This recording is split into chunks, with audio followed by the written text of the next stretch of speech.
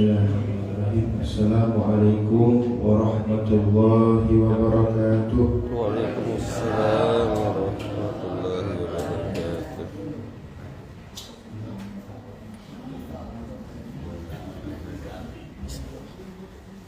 Alhamdulillahillazi bi ni'matihi tatimmus shalihat wa takmulul barakat wa biiznihi tujadil mawjudat as-surur was-sayyi'at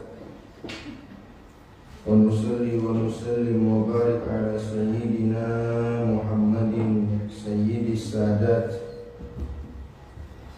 wa ala alihi wa ashabihi wa man da'a bi da'watihi wa istanna bi sunnatihi ila yaumi liqa'i rabbih, amma ba'd. Bapak-bapak, ibu-ibu yang saya muliakan, alhamdulillah Allah beri kita nikmat umur panjang, badan sehat afiat, sehingga bisa kita kembali berkumpul di majelis yang mulia ini, di tempat yang mulia ini. Alhamdulillahirabbil alamin. Kemudian kita panjatkan salawat dan salam atas junjungan Nabi besar kita Sayyidina Maulana Muhammad sallallahu alaihi wasallam, serta kepada para sahabatnya, para pengikutnya hingga akhir zaman. Bapak Ibu yang saya muliakan, alhamdulillah, insyaallah dalam majelis kita kali ini kita akan melanjutkan mendengarkan wasiat daripada Sayyidina Imam Ibn Athaillah As-Sakandari rahimahullahu ta'ala yang termaktub di dalam kitab Al-Hikam. Baik, langsung saja Bapak Ibu sekalian, wasiat selanjutnya dari Imam Ibn Athaillah ini mengenai ad-doa, mengenai perihal doa. Kata beliau, la yakun ta'akhuru amadil ata'i ma'al ilha'i fid du'a'i mujiban liya'sika fahuwa dhamina lakal ijabata fima yakhtaruhu laka la takhtaruhu li nafsika wa fil waqtil ladzi yuridu la fil waqtil ladzi turidu. Jadi la yakun ta'akhuru amadil ata'i ma'al ilhahi fid du'a'i mujiban liya'sika. Janganlah, kata beliau, janganlah keterlambatan pengabulan atas doa-doa yang kau panjatkan itu membuat engkau berputus asa kepada Allah.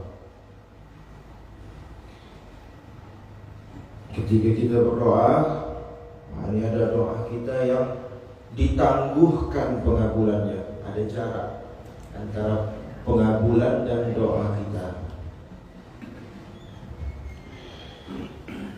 Maka kita jangan berputus asa, apalagi menggerutu, apalagi bahasa Palembang ini bahasa kita berotoan. Jangan berotoan, jangan banyak ngomel. Nah, kata beliau jangan berputus asa. Kenapa? Karena jangankan kita, sekelas para nabi pun, kebanyakan dari para nabi itu Allah kasih jeda, Allah kasih waktu antara pengabulan doanya, Allah kasih waktu. Jadi siapa nabi yang Allah kasih waktu pengabulan doanya? Di sini dikatakan Nabiullah Adam. Jadi Nabiullah Adam itu Pak, sewaktu beliau diturunkan dari surga, itu beliau turun ke muka bumi ini terpisah dengan istrinya Siti Hawa ratusan tahun. Ada ulama yang bilang 300 tahun. Jadi begitu turun ke bumi, Nabi Adam berdoa supaya diampunkan dosanya dan disatukan kembali dengan istrinya Siti Hawa. Berapa ratus tahun beliau doa? 300 tahun. Jadi beliau berdoa selama 300 tahun, baru ketika Nabi Adam masuk ke kota Mekah, baru kemudian beliau berdoa, Rabbana zalamna anfusana wa illam taghfir lana wa tarhamna lanakunanna minal khasirin. Kemudian menyebut nama Nabi Muhammad, baru Allah kabulkan doanya. Kata Allah, ushidukum ya malaikati anni qad ghafartu lakum. Anni qad ghafartu lakum. Anni qad ghafartu lakum, kata Allah. Wahai malaikatku, persaksikanlah bahwasannya dia Adam sudah kuampunkan. Ketika beliau berdoa di Mekah, berapa ratus tahun? 300 tahun. Jadi Nabi Adam berdoa 300 tahun, baru Allah satukan lagi dengan Siti Hawa. Nah, itu Nabi Adam. Kalau kita ini kan tidak, baru tahajud satu malam langsung doa, langsung buat update status di Facebook. Aku tak tahu kabul ke doaku. Lalu siapa lagi? Nabi Nuh. Nabi Nuh juga Allah kasih jeda pengabulan doanya. Apa kata doa Nabi Nuh? Qala rabbi inni da'autu qaumi laila wa nahara. Ya Rabb, kata Nabi Nuh, aku telah berdakwah kepada kaumku siang dan malam. Falam yazidhum du'ai illa firara. Mereka tidak membaguskan dakwahku, justru mereka lari daripada dakwahku. Wa inni kullama da'awtuhum litaghfir lahum ja'alu asabi'ahum fi azanihim wastaghshaw siyabahum wa asarru wastakbaru istikbara. Kata Nabi Nuh, ketika setiap aku berdakwah, mereka menutup telinga mereka dan semakin besar kesombongan mereka. Summa inni da'awtuhum jihara, kemudian mereka kudakwahi secara terang-terangan. Summa inni a'lantu lahum wa asrartu lahum israra. Ini keluhan Nabi Nuh. Dalam doanya Nabi Nuh mengeluh. Kata mufassir, kata ulama ahli tafsir, doa Nabi Nuh ini memberi isyarat bahwa kalau masuk lempeng, ya Allah, aku tak sanggup lagi. Wah, ini keras kepala kalian kaum ini. Tolong, kata Nabi Nuh, kasih azab, segerakan azab.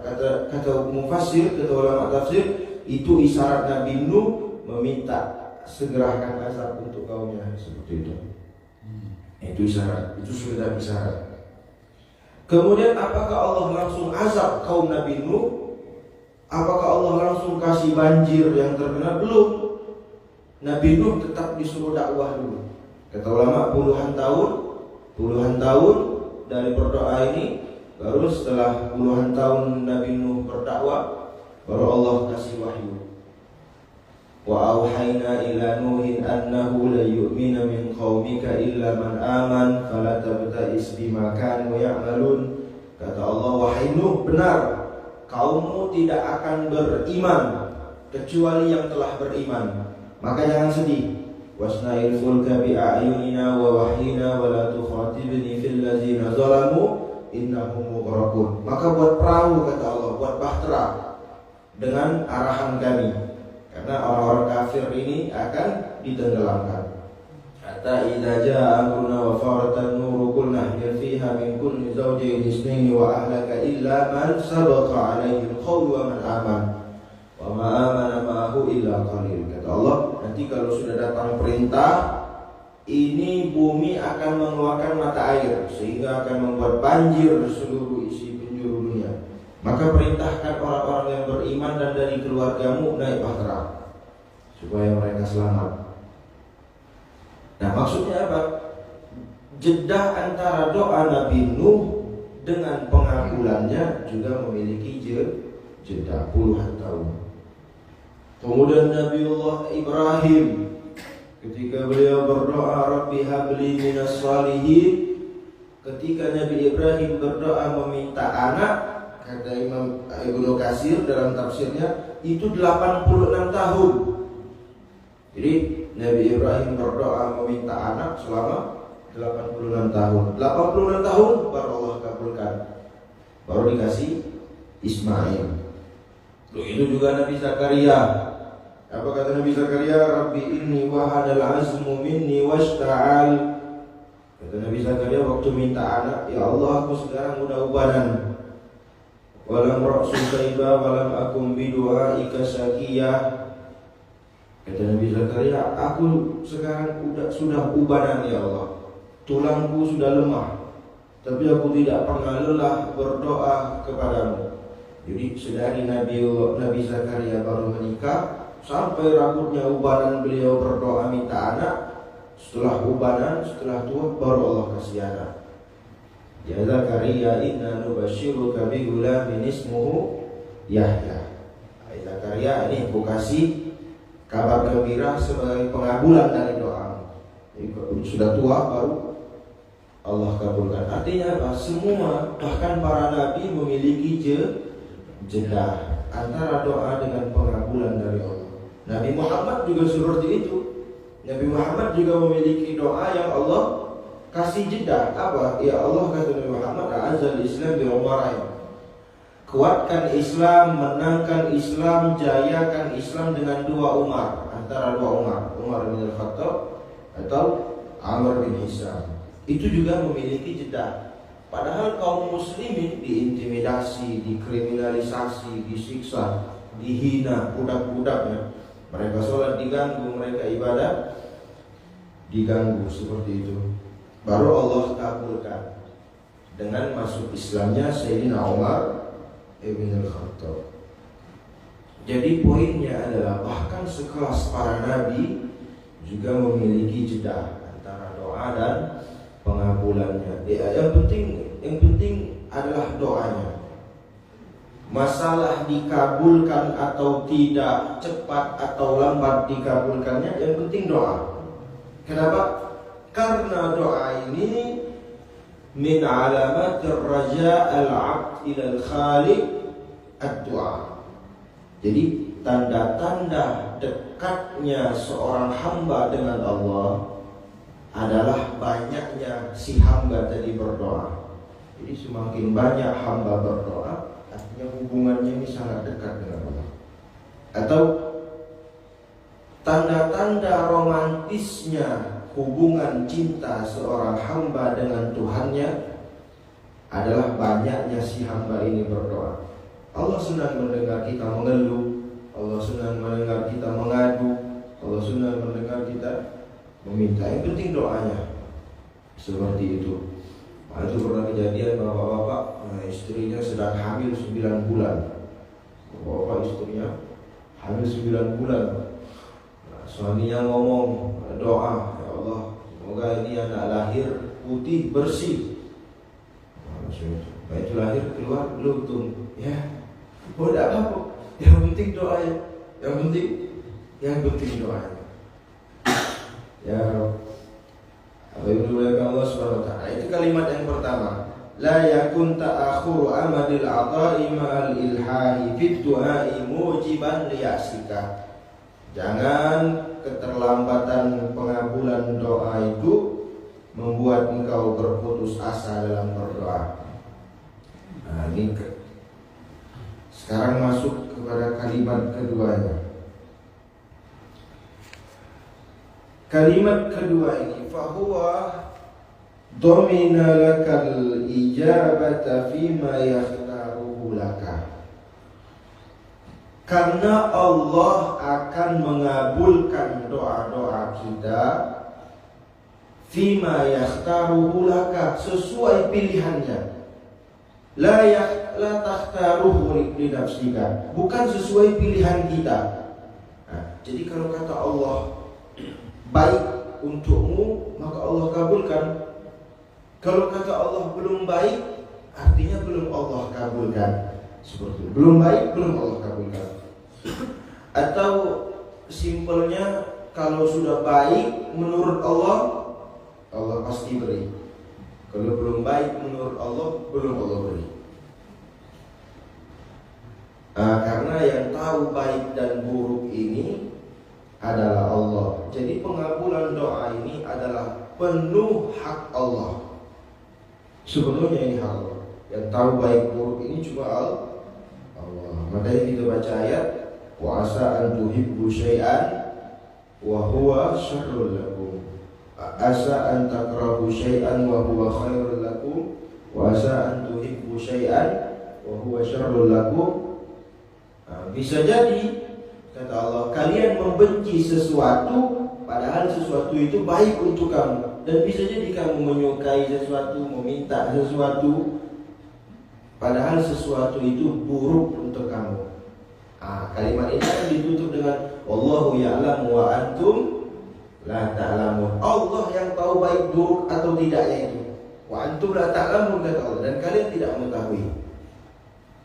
Jadi kalimat kedua ini, pengabulan doa itu adalah menurut Allah baik, Allah kabulkan. Semisal kita kepengen makan buah durian. Buah durian yang harus di atas pokok durian. Harus di atas pohonnya. Jadi pokoknya harus di atas batang. Tak kalah yang beli di pasar, tak kalah yang di bawah. Harus di atas. Sedangkan durian ini kalau dia sudah jatuh baru siap dimakan, baru matang, baru sempurna manisnya, sempurna rasanya. Kalau kita kan doa seperti itu Pak, pokoknya harus hari ini harus terkabul. Pokoknya harus ini, pokoknya harus. Pokoknya bukan pokoknya juga, pokoknya harus. Sama halnya, pokoknya harus durian yang di atas pokok batang. Akhirnya naik ke pokok batang, durian dimakan rasanya mengkal, rasanya hampa. Kenapa? Karena durian belum siap dimakan. Begitu juga terkadang beberapa doa itu tidak bisa dipaksakan. Dan jangan menggerutu ketika belum Allah kabulkan. Kenapa? Karena artinya kalau sudah Allah beri saat itu belum baik. Kalau sudah Allah beri, artinya sudah baik, sudah siap ini doa diijabah oleh Allah Subhanahu wa ta'ala. Itu kalimat yang kedua. Lalu kalimat yang ketiga adalah wa fil waqtil ladzi yuridu la fil waqtil ladzi turidu.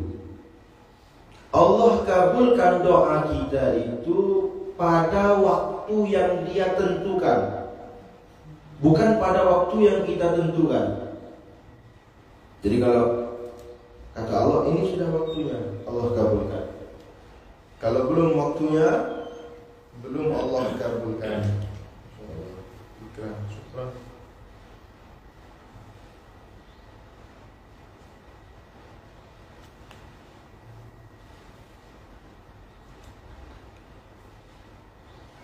Tadi pada waktu yang Allah tentukan. Sama halnya sekarang yang kita lihat beritanya, yang kita dengar beritanya tentang perihal saudara Muslim hidup di Palestina. Sekarang bukankah pertanyaannya, bukankah seluruh umat Islam di seluruh penjuru dunia mendoakan kemenangan, kemerdekaan, kejayaan, kemakmuran, kebebasan untuk Palestina? Tentu jawabannya iya. Bukankah kita percaya adanya para wali? Para wali ini doanya secepat kilat Allah kabulkan, karena hubungannya sangat dekat dengan Allah. Bukankah para wali itu juga mendoakan kemerdekaan dan kebebasan serta kemenangan untuk Palestina? Jawabannya tentu iya. Tapi kenapa sampai detik ini saudara Muslim kita di sana masih dibantai, masih dibunuh, wanita-wanitanya diperkosa? Bukankah, apakah Allah tidak mendengar doa-doa kita? Allah mendengar, cuma belum waktunya. Kata Allah, belum waktunya saudara Muslim ini didamaikan, belum dimerdekakan, belum dibebaskan, belum waktunya menurut Allah. Dan ini mengandung banyak hikmah. Salah satu hikmahnya adalah barangkali Allah menyuruh kita untuk banyak beramal ibadah. Barangkali waktunya Allah menyuruh kita untuk menambah kualitas dan kuantitas amal ibadah kita, dan membantu memberikan donasi-donasi kita kepada mereka. Jadi kita berhusnuzon. Kan kalau orang kita tidak husnuzon, seluruh umat Islam mendoakan Palestina, tapi tidak merdeka sampai sekarang. Jangan-jangan Allah tidak mendengar doa. Ini husnuzon yang sangat berbahaya. Ini suuzon yang sangat berbahaya. Mestinya kita berhusnuzon. Husnuzon kita apa? Yang mungkin Allah memberikan kita waktu untuk menambah kualitas dan kuantitas ibadah kita. Kan kata Nabi, kalau merdeka, kalau damai di Palestina, Israel, selesai.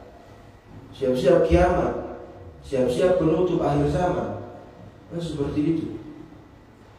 Maka dari penundaan pengabulan doa, kata Imam Ibn Athaillah, mengandung banyak hikmah. Hikmah itulah yang harusnya kita perhatikan dan kita ambil.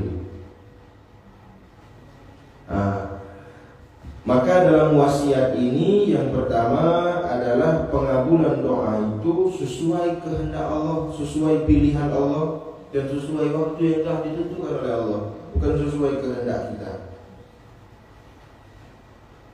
Maka kalau sudah paham wasiat ini, kata Imam Ibn Athaillah, maka kita tidak menyalahkan firman Allah, ujibu da'watad da'i idza da'an, atau kita tidak menyalahkan firman Allah, ud'uni astajib lakum. Nah, kalau kita paham wasiat ini, kata Imam Ibn Athaillah, kita tidak menyalahkan firman Allah bahwa kata Allah, berdoalah kepadaku maka pasti akan kukabulkan. Lah benar, berdoa kepada Allah pasti Allah kabulkan. Waktunya Allah juga yang tentukan. Nah, seperti itu. Kalau orang tidak paham wasiat ini, dia menyalahkan ayat ini. Mana katanya Allah berfirman, ujibu da'watad da'i idza da'an. Katanya Allah pasti kabulkan doa hamba-hambanya. Kenapa enggak dikabulkan sampai sekarang? Nah, ini kalau orang sudah memiliki ilmunya, dia tidak akan menyalahkan. Tapi kalau orang tidak punya ilmunya, kan dia akan gampang menyalah-nyalahkan. Seperti itu. Sama halnya dalam urusan hadis, sama dalam urusannya fikih, sama dalam ranahnya fikih, dalam ranahnya hadis. Kalau sekarang ini kan apa-apa kita ini bid'ah. Wah, sedikit bid'ah. Wa kullu bid'atin dhalalah, wa kullu dhalalatin finnar. Apa yang tidak dibuat Nabi, tidak dicontohkan Nabi, bid'ah. Semua bid'ah masuk neraka. Insyaallah. Ini tanda orang tidak paham ilmunya. Ilmu hadis itu terbagi kepada 3. Ilmu hadis, ilmu sunnah terbagi kepada 3. Pertama, hadis fi'liyah, sunnah fi'liyah. Jadi sunnah fi'liyah itu biasanya hadisnya diawali dengan kalimat nahnu ma'a Rasulillah yaf'alu kadza wa kadza, atau ra'aitun nabi yaf'alu kadza wa kadza. Itu sunnah fi'liyah. Apa artinya? Biasanya hadisnya diawali seperti itu. Kami bersama Rasulullah melakukan demikian dan demikian. Atau aku melihat Rasulullah melakukan demikian dan demikian. Ini sunnah yang paling tinggi. Nabi melakukan. Namanya sunnah fi'liyah. Kemudian ada sunnah qauliyah. Biasanya hadisnya diawali dengan misal hadis an Umar bin Al-Khattab, sami'tu Rasulullah yaqulu kadza wa kadza. Aku berkata dari Umar, aku mendengar Rasulullah beliau bersabda demikian dan demikian. Atau qala Rasulullah yaf'al kadza wa kadza, seperti itu. Rasul bersabda demikian dan demikian. Ini sunnah pada tingkatan kedua. Sunnah qauliyah. Nabi berkata. Nah, tapi kemudian ada juga sunnah takririyah. Sunnah yang Nabi menyetujuinya, tapi Nabi tidak melakukannya.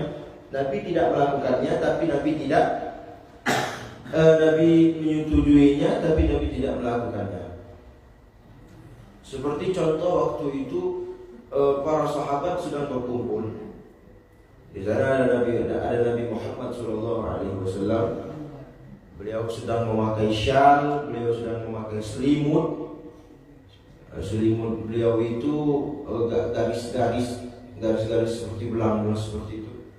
Tiba-tiba datang seorang yang masih non-muslim, yang masih belum beriman kepada Allah, datang kepada Nabi, namanya Ka'ab bin Zuhair ibn Abi Salamah.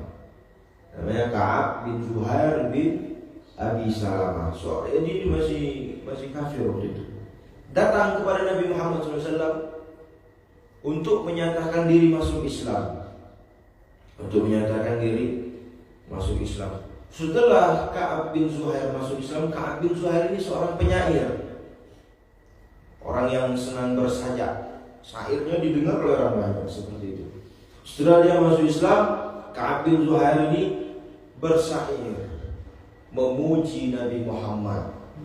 Katanya dari kelahirannya, dari saat Nabi lahir sampai dengan saat itu Nabi sudah menjadi pemimpin besar.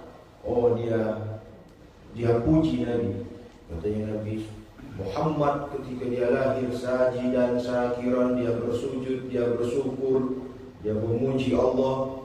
Kemudian datang daripadanya cahaya. Kemudian setelah itu dia hijrah dari Mekah ke Madinah, diiringi oleh sahabat-sahabatnya yang gagah dan berani. Pujian-pujian Ka'ab bin Zuhair kepada Nabi Muhammad. Nah, kemudian mendengar pujian itu, Nabi Muhammad memberikan syal atau selimut yang sedang beliau pakai kepada Ka'ab bin Zuhair. Syal bergaris-garis itu namanya burdah, dikasihkan kepada Ka'ab bin Zuhair. Maka terkenallah syair Ka'ab bin Zuhair itu dengan namanya qasidah burdah. Masih banyak lagi qasidah setelahnya muncul, Syaraful Anam, Maulid Al-Barzanji, kemudian Simtud Durar, dan lain sebagainya. Jadi poinnya apa? Ini sunnah takririah, memuji-muji Nabi. Nabi tidak melakukannya, tapi Nabi mengizinkannya. Ini adalah dalil kita. Oh, sekarang kan orang gampang bilang maulid bid'ah. Nabi tidak pernah melakukannya, ini maulid. Nah, ini ada contohnya. Ini ada contohnya.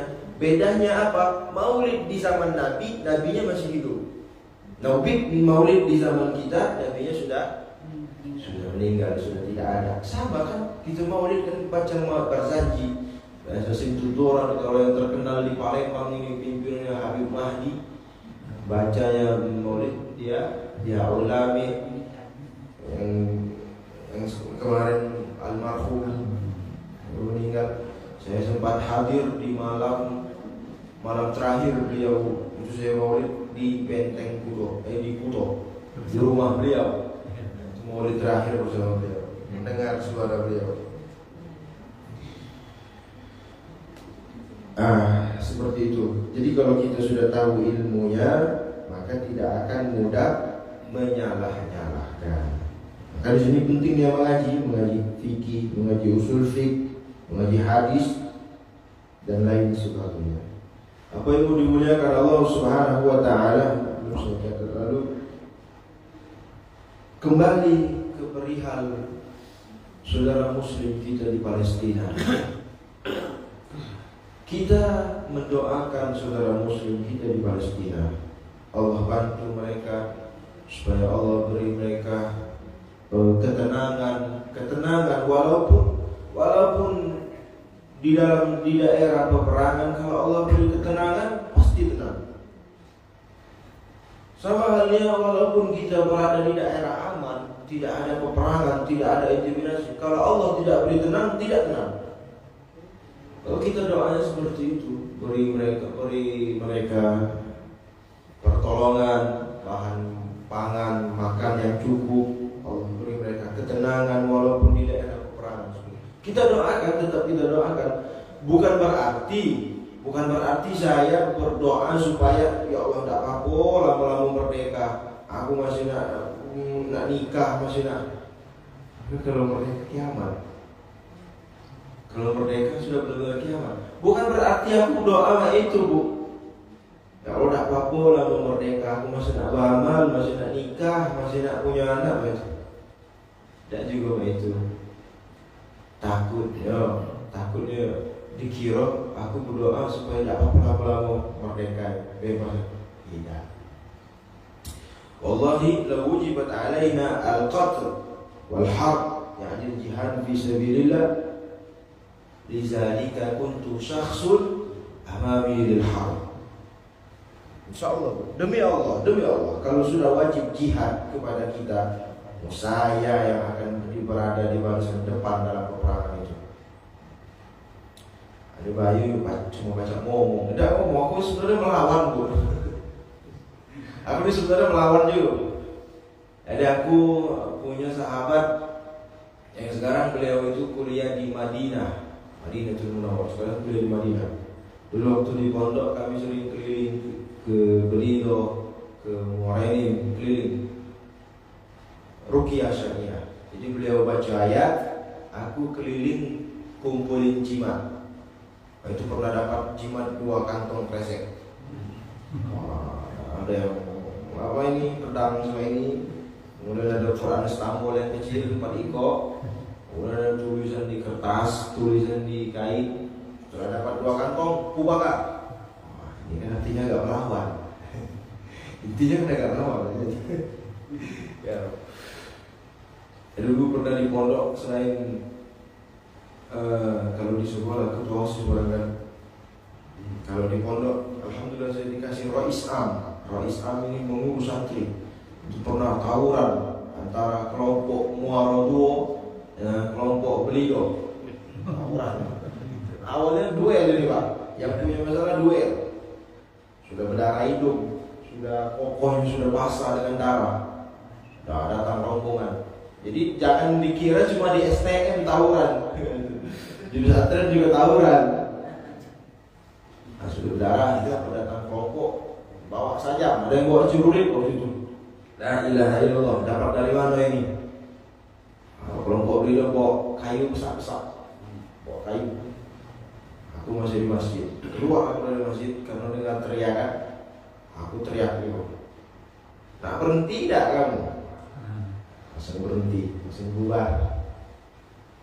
Nah, maksudnya aku dilawan juga, bukan cuma ngomong. Bukan cuma ngomong. Aku tadi kan ngomong kalau sudah wajib jihad, aku yang di barisan depan. Aku kan cuma bisa ngomong. Inti juga melawan juga. Lumayan lah jadi menantu. La ilaha illallah. Seperti itu.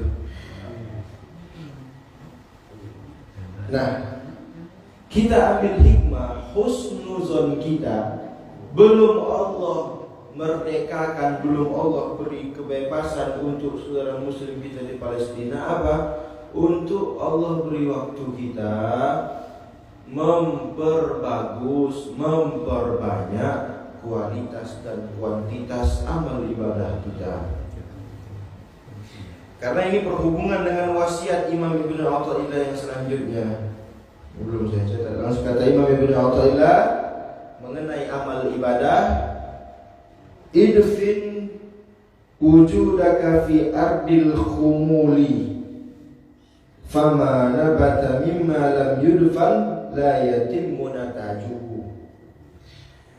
Kata beliau, tanamkanlah kewujudanmu di dalam ketersembunyian bumi yang paling dalam. Karena jika berbuah sesuatu yang tidak ditanam, hasilnya tiadalah sempurna. Analoginya kalau kita tanam padi, jadi sesuatu yang ditanam, kita tanam padi, maka akan mengeluarkan beras,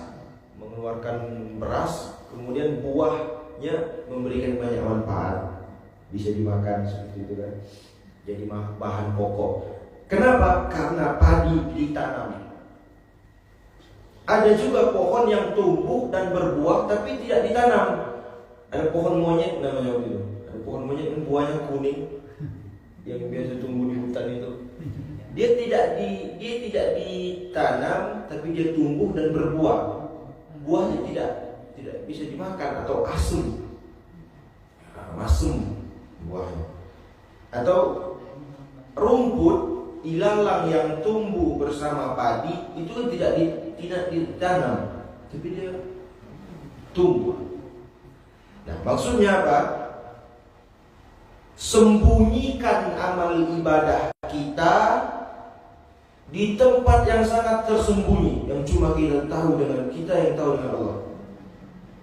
Tahajud kita, duha kita, tilawah Quran kita, infak sedekah kita, puasa sunnah kita, kubur di tempat yang tidak diketahui oleh orang.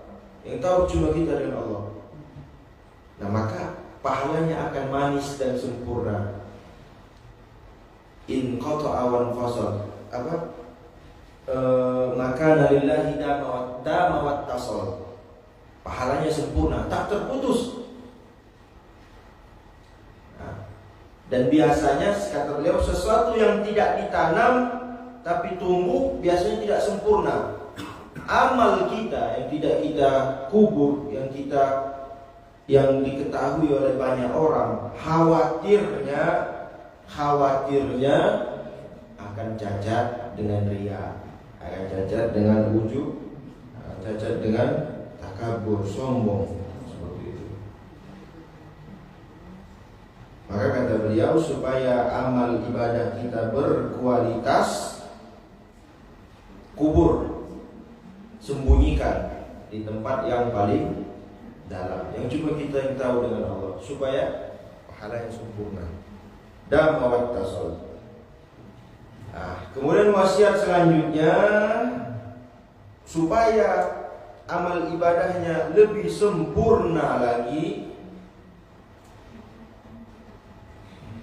kata beliau, mana fa'al qalba syai'un mislu uzlatin yadkhulu biha maidana fikratin.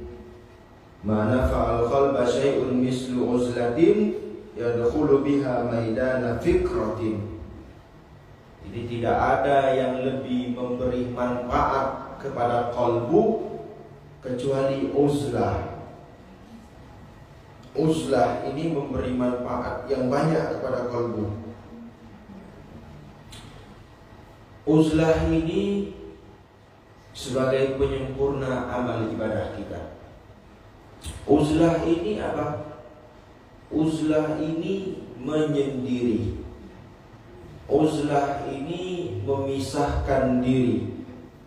Semacam Nabi Muhammad memisahkan diri ke Gua Hira, beruzlah ke Gua Hira. Atau para wali-wali kita, para wali songo kita kan dalam sejarah seperti itu. Uzlah, memisahkan diri. Tapi bukan berarti semuanya harus ke gunung, ke bukit, tidak. Nanti ditanya mana jamaah masjid, uzlah. Ada yang ke Gunung Dempu, ada yang ke Gunung Rinjani, ada yang ke bukit-bukit. Hendaknya maksudnya tidak harus uzlah itu ke bukit, ke gunung, ke hutan. Tapi uzlah itu kita punya satu ruang kosong di dalam kamar, nah jadikan itu tempat uzlah kita. Sebelumnya satu itu. Sebelumnya satu itu. Itu jadikan tempat uzlah kita. Uzlah apa? Kalau sudah menyendiri itu apa dilakukan? Bertafakur, bersyukur. Dalam uzlah itu kita merenung. Apa yang kita renungkan? Kita renungkan khilaf, kesalahan kita, dosa-dosa kita yang telah lalu. Itu kita renungkan. Biasanya kalau merenung sendiri semacam itu, tak terasa air mata mengalir, menangis. Air mata inilah yang nantinya akan menyelamatkan kita dari panasnya api neraka. Nah, selain itu merenungkan kesalahan-kesalahan kita, dosa-dosa kita. Kemudian yang kedua, apa yang kita lakukan di dalam uzlah itu, kita hitung nikmat Allah. Memang kita tidak bisa menghitung nikmat Allah, tapi kita hitung. Dari umur sekian sampai sekian, saya diberi ini oleh Allah. Saya dari umur sekian sampai sekian saya diberi istri yang soleha, saya diberi anak yang soleha. Yang ini seperti ini yang disyukuri. Saya diberi Allah kemajuan dalam usaha saya. Takutnya waktu dulu kita dapat nikmat itu saking bahagianya kita lupa bersyukur. Nah, sekarang kodok syukurnya sekarang di setiap harus disyukuri. Itu yang kita lakukan di dalam uzlah. Lalu kemudian kita di dalam uzlah kita memperbanyak amal ibadah kita tadi. Karena uzlah ini adalah penyempurna amal ibadah kita.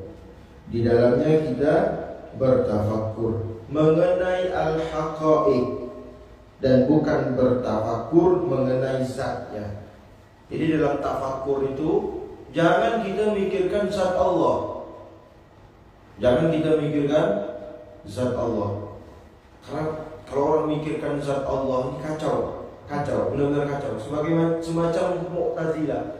Orang-orang Mu'tazilah dia yang kalau masuk logika dia terima, tidak masuk logika tidak dia terima. Sebagaimana Mu'tazilah itu meniadakan sifat 20 bagi Allah.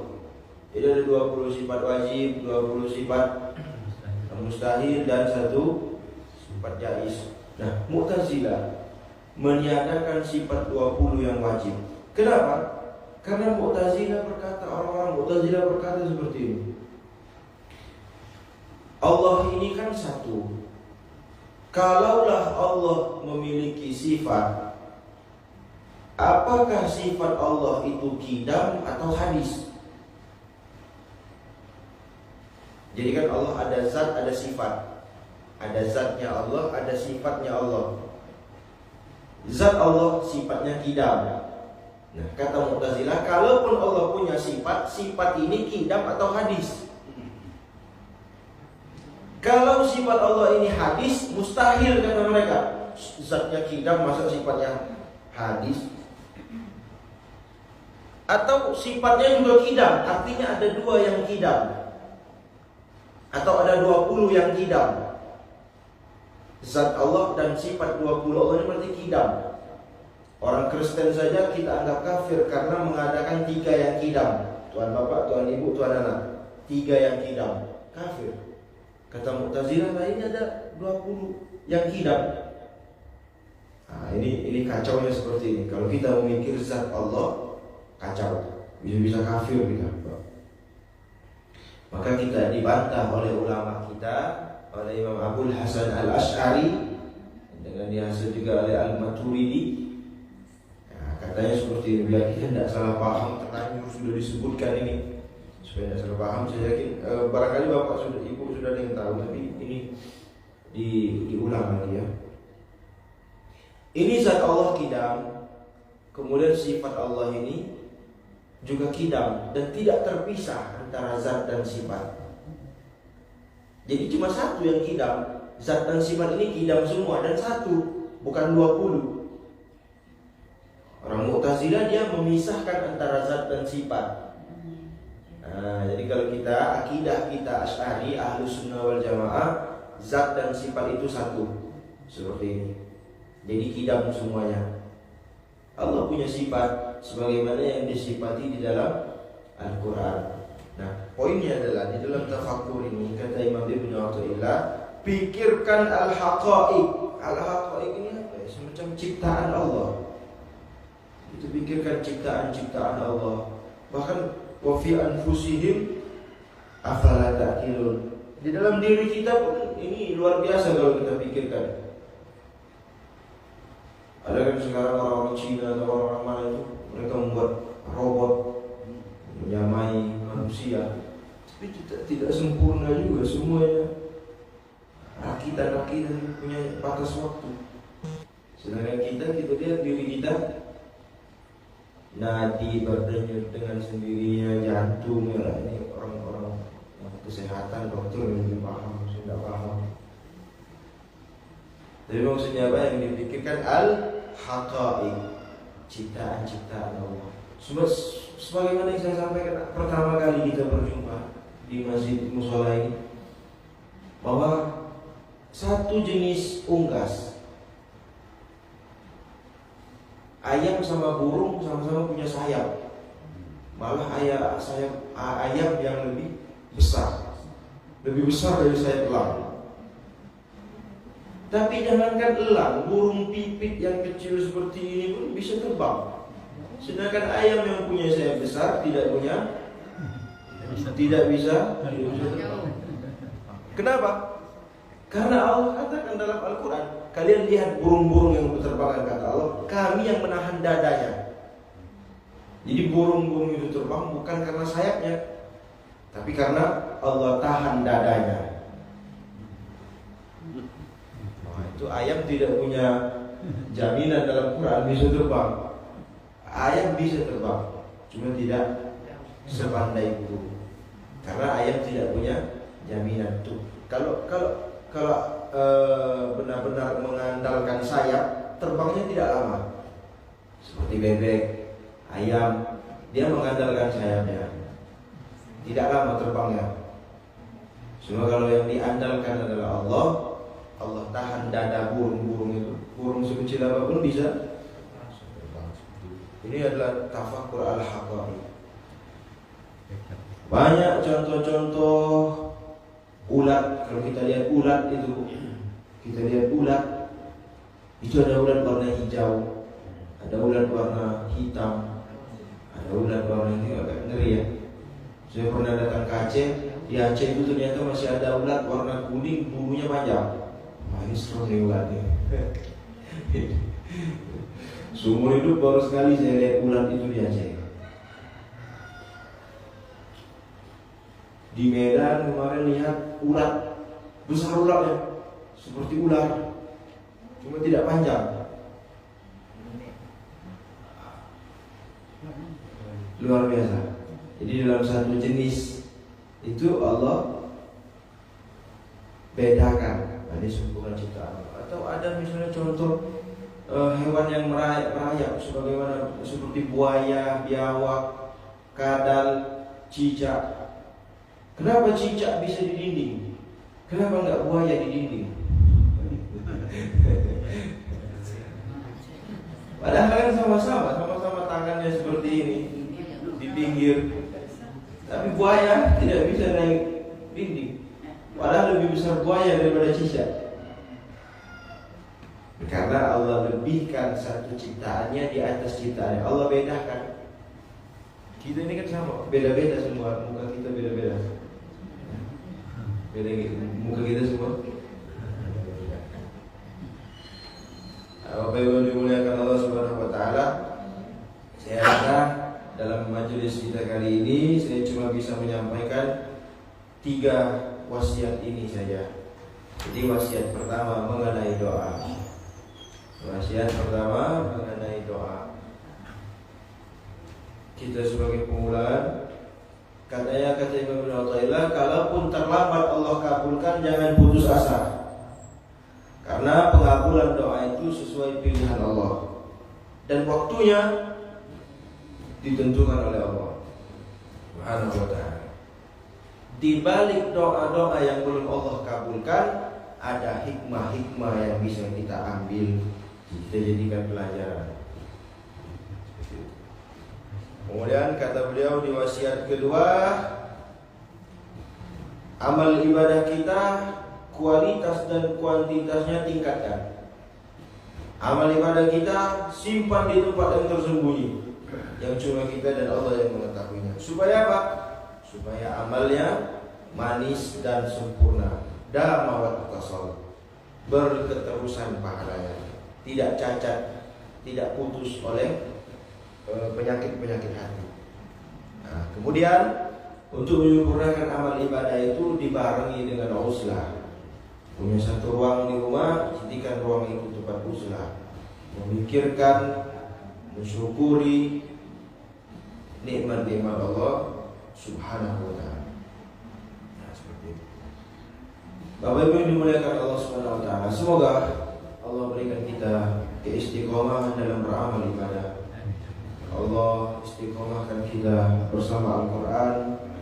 Allah istiqomahkan kita menjalankan sunnah-sunnah baginda Nabi Sallallahu Alaihi Wasallam. Dan semoga Allah berikan kepada kita keturunan yang soleh dan solehah. Amin ya rabbal alamin. Semoga wasiat Imam Ibn Athaillah ini dapat menerangkan cahaya di dalam kolbu kita, bisa kita amalkan. Amin ya rabbal alamin. Bapak Ibu dimuliakan Allah, saya rasa cuma sekian yang bisa saya sampaikan. Lebih dan kurang saya mohon maaf atas segala khilaf dan kesalahan, baik dalam ucapan atau tindakan. Kepada Allah sama-sama kita mohon ampun. Dan saya akhiri dengan unzur fil bidayah wa la tanzur fil nihayah. Summa assalamu alaikum warahmatullahi wabarakatuh.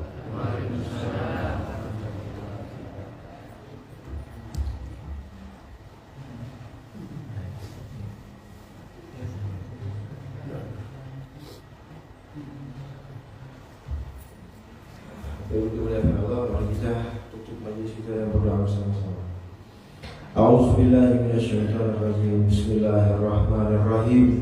Alhamdulillahirabbil alamin, hamdan syakirin, hamdan na'imin, hamdan yuafi ni'amahu wa yukafi'u mazidah. Ya Rabbana lakal hamdu kama yanbaghi li jalali wajhikal karim wa 'azimi sultanik. Allahumma shalli ala sayyidina Muhammad wa ala ali sayyidina Muhammad. Allahumma ja'al jam'ana hadza jam'an marhuma wa tafarraqana min ba'dihi tafarruqan mubarakan ma'suma. Allahumma sallimna min afatid dunya wal akhirati wa fitnatihima innaka ala kulli syai'in qadir. Allahumma akrimna bil fahmi wal hifzi wa qada'il hawaij fid dunya wal akhirati innaka ala kulli syai'in qadir. Allahumma alhimna ilman nafqahu bihi awamiraka wa nawahiyaka warzuqna fahman na'lamu bihi kaifa nunajika ya arhamar rahimin. Nasrun minallahi wa fathun qarib wa basyiril mu'minin. Rabbana atina fid dunya hasanatan wa fil akhirati hasanatan wa qina adzabannar.